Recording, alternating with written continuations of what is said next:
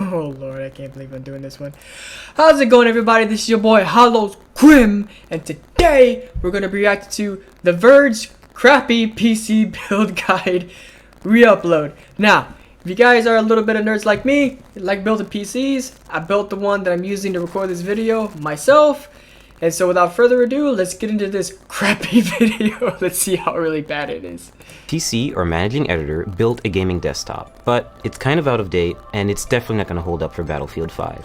So let's build a new one. You can build a gaming desktop for around $1,000, but I want to... $1,000 is kind of a stretch. I built mine for about, I think it was $720, and it runs freaking everything, ranging from Call of Duty to freaking Skyrim to all the bigger things. Like I'm playing Cold War on this right now, and it works freaking just fine. Setup's like a year old, so depends. I go all out, so I spent around $2,000. PC like this is going to be able to play most games at ultra settings. So what do you need to build a desktop? Well, of course, first you need a table, preferably not metal. I mean, first thing you probably need is a case. See kind of what you're gonna put into it. This is already yeah, I mean, he's got the case, he's got the motherboard I see right there. Looks like to be RAM, probably sitting right on top of the graphics card, but we'll see how this goes. If it's going to be metal, have an anti-static working surface layered on top of it, a thermal paste applicator, an Allen wrench, some tweezers to tighten up the wires, a Swiss Army knife which hopefully has a Phillips head screwdriver in it. I mean, you're really kind of, I guess this was like very basic. I don't know, I haven't seen this video before. I heard like it's pretty bad from my buddy Dennis. But yeah, mostly Phillips head, freaking flathead, really small ones, just depending on what the hell your guy tells you to freaking install.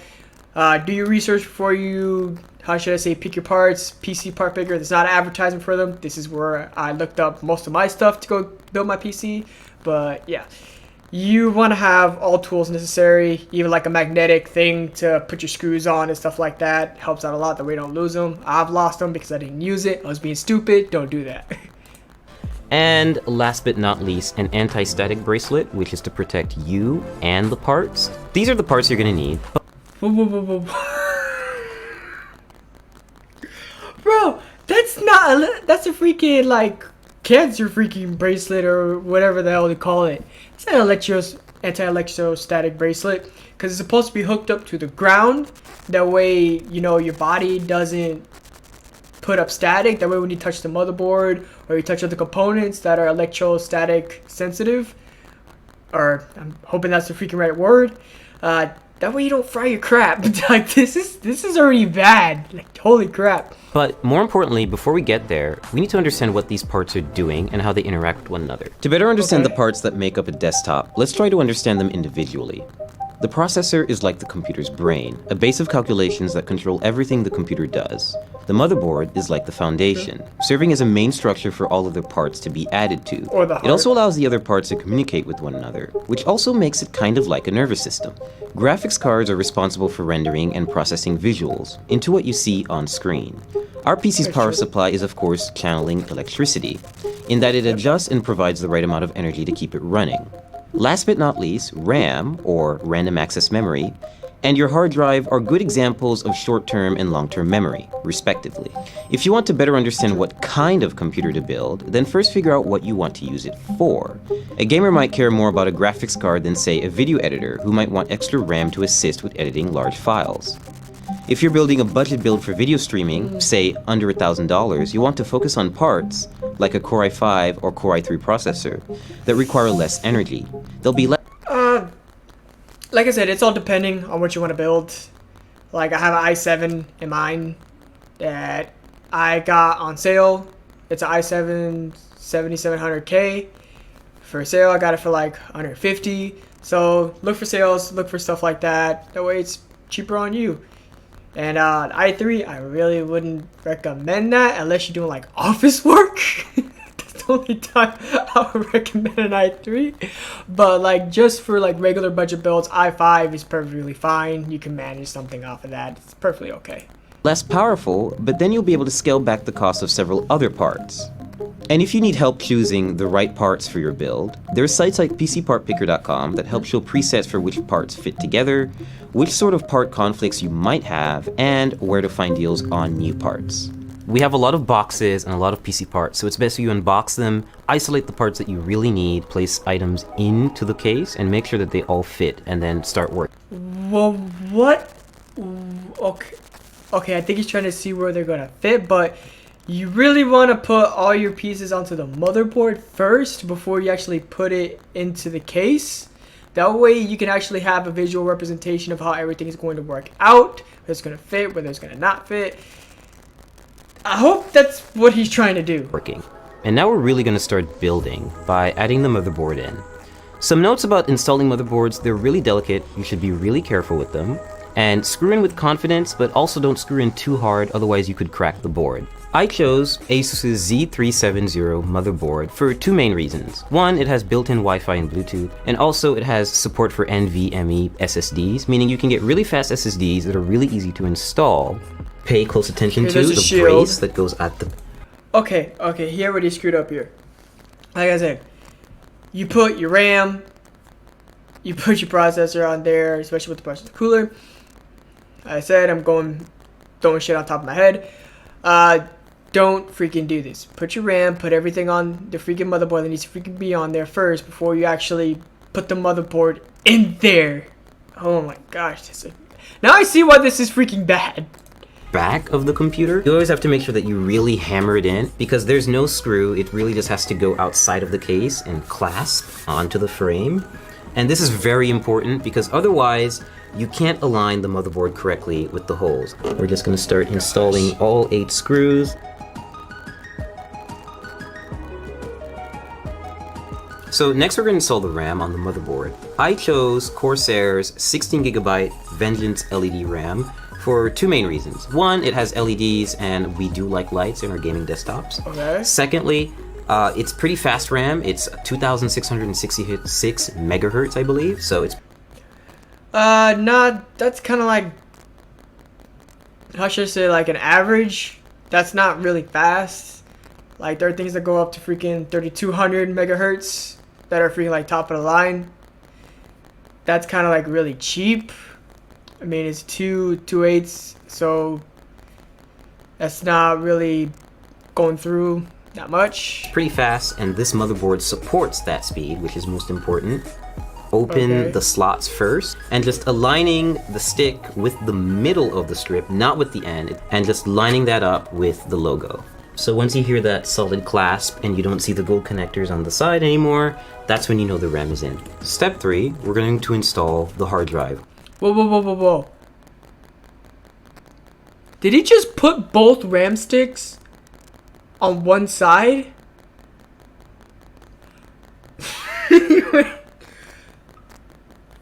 Goodbye dual channel. Oh my god, this is so bad. Yeah, that's only the way the computer's gonna read it. It's gonna only read it by 8. So there's the A and there's the B slot on either side of the motherboard where you stick RAM sticks in, and what he's holding right there is a solid state hard drive. They're really good, plus boot up faster load times, stuff like that. I'm curious how he's gonna put that in. I hope he doesn't put it in wrong, but yeah, the freaking RAM, like if I was in there, I'd probably backhand him so hard to be like, why are you doing this? They're supposed to be separate from each other, that way dual channels enabled, that way it reads 16 instead of 8. Or in this case, the NVMe SSD. I chose this format of solid state drive so that I could input it into the motherboard without having to worry about extra wires or putting it in a separate part of the case and just getting really messy.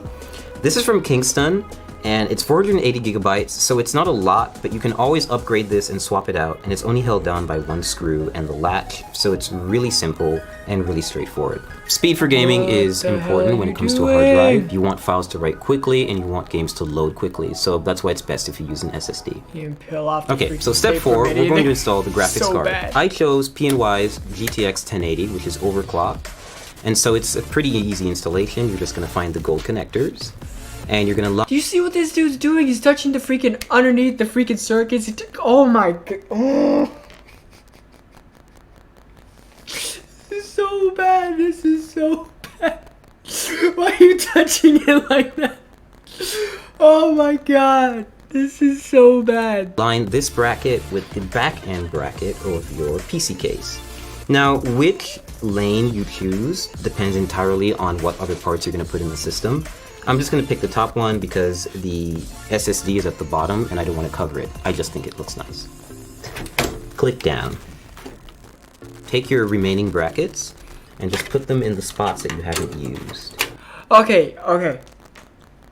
Do you have no? This guy doesn't even know what the freaking brackets are for.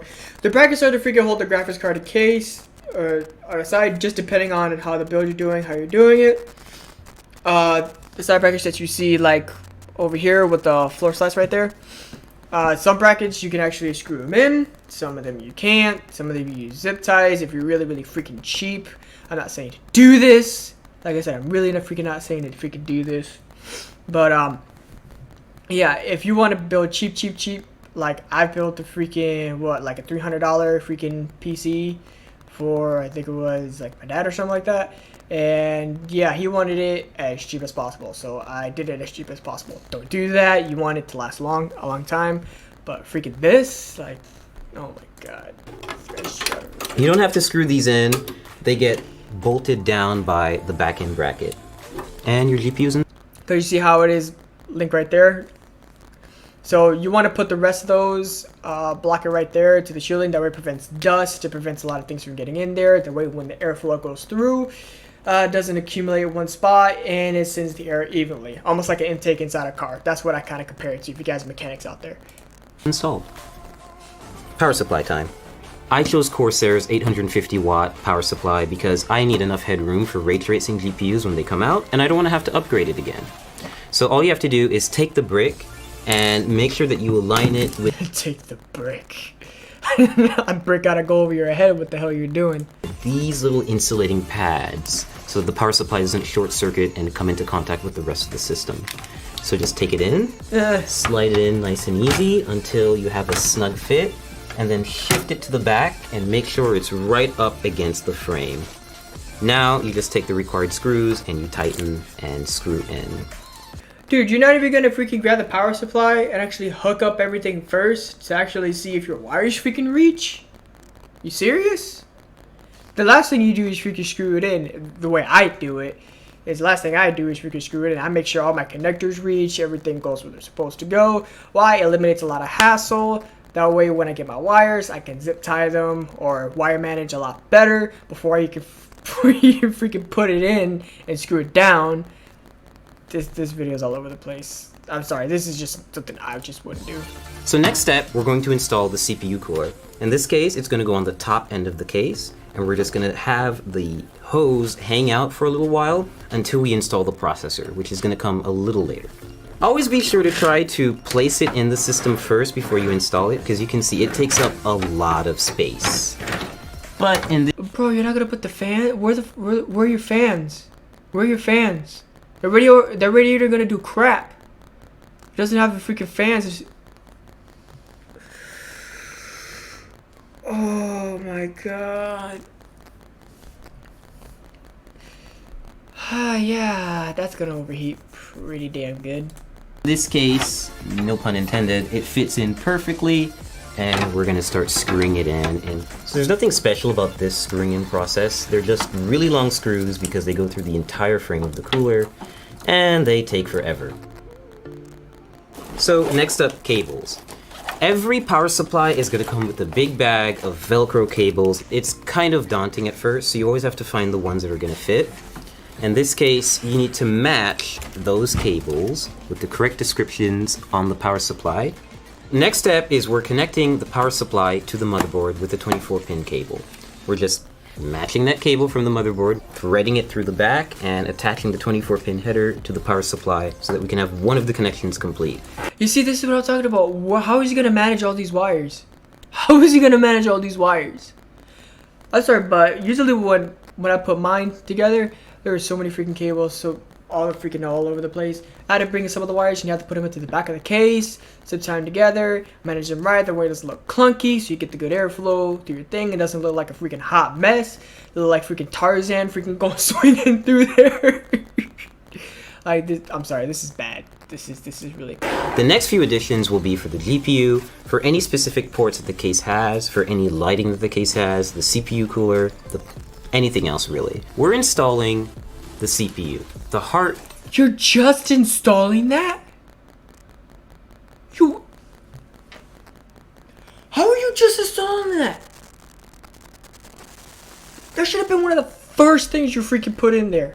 Right on the motherboard, then you oh my god, this is so stupid. This guy's so dumb. I can't even make fun of him anymore. And someone paid him to freaking do this. That's the most upsetting part to me, is someone paid him to do this.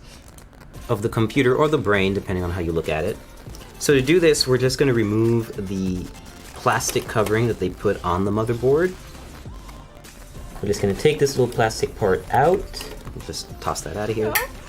And no! No! Oh my god.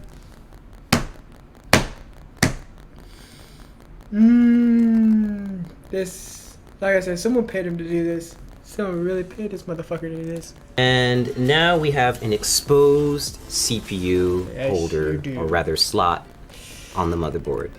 And we're going to use the CPU applicator. This is a special little part that not everyone may get, but this motherboard that we got from ASUS definitely does have. It's called a CPU installation tool.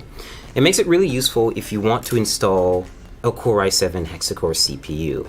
Yeah, we've got one, and it's an 8th generation chip, and it's ready to go, and it supports overclocking. So what having this little installer does for you is it's basically a brace that you can apply right to the CPU and light it up with the triangles that you'll see on the bottom left corners. And this will make it easier for us to apply it to the motherboard. And the reason I was freaking out so bad about the plastic thing is, make sure all the casings that you have with all the components that it came in, make sure you save all of them. Make sure you save any little plastic twine, anything like that. Put it back in its box where it belongs. That way, just in case something happens, because during the factory, during the shipping, everything like that, things can go wrong. That's why you should save all the boxes. I still have all my boxes over in my closet that I have saved. And just that way you can get your warranty out of it, just in case anything goes wrong. Yeah, you might be out of PC for a little bit, but it's better than trying to buy something new, especially when you don't got the cash for it. That's why I freaked out so bad. then apply thermal paste, and then apply a CPU cooler on top. And we're just going to carefully lean it down into the system and make sure that everything lines up, and we're going to clasp down on it and we'll be good to go. So we're about to apply thermal paste to the CPU.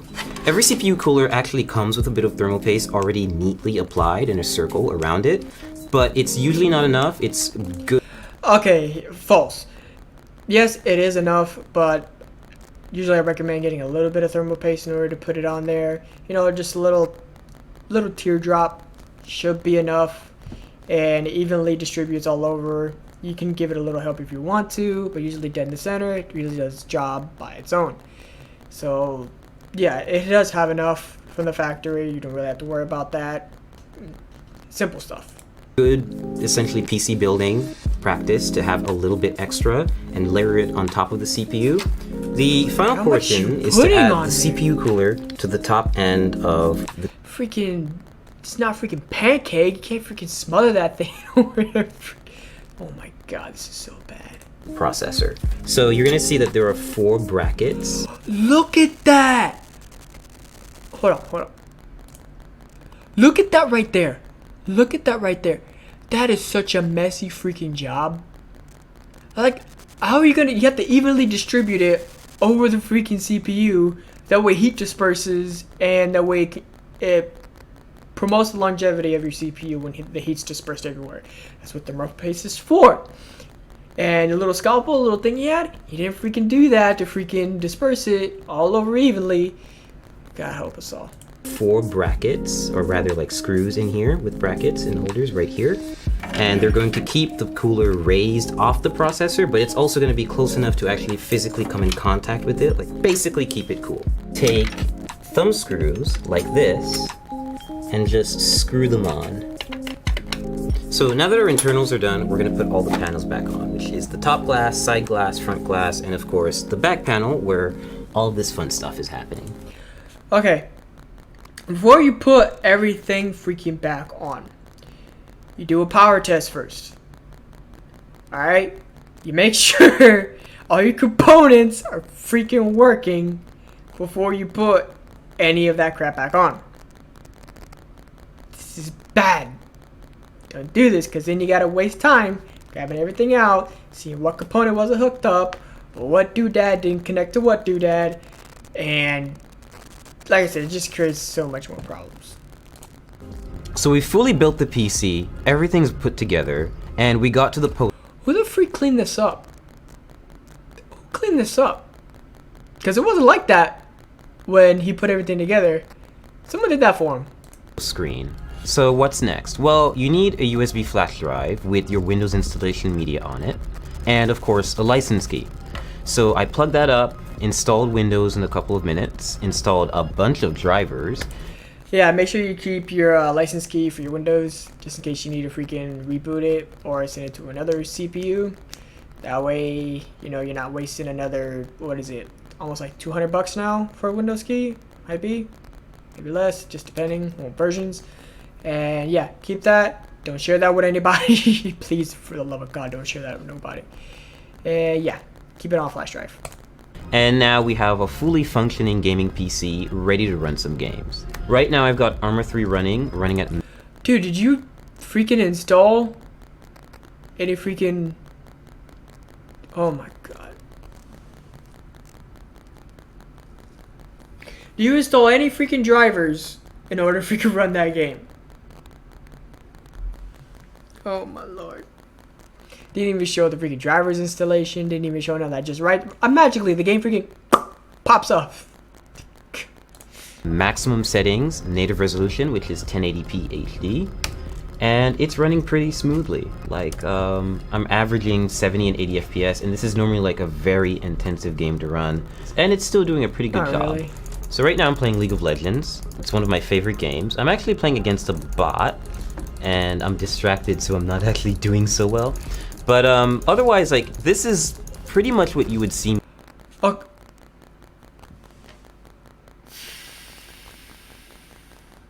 The dude's not even playing the game. The dude's not even playing the game. What is this witchcraft? He's clicking, and he's not even playing. Oh my God, this is an insult to League players everywhere. It is such an insult. God help us all. Me do on a gaming computer. Test stuff out, and hopefully have really high frame rates like I am right now. I'm averaging 120 FPS, and that's only because I've actually locked the game to that frame rate, because I can get around 300 FPS playing League on maximum settings, which is a little bit absurd, and you don't really need that, so I've locked it.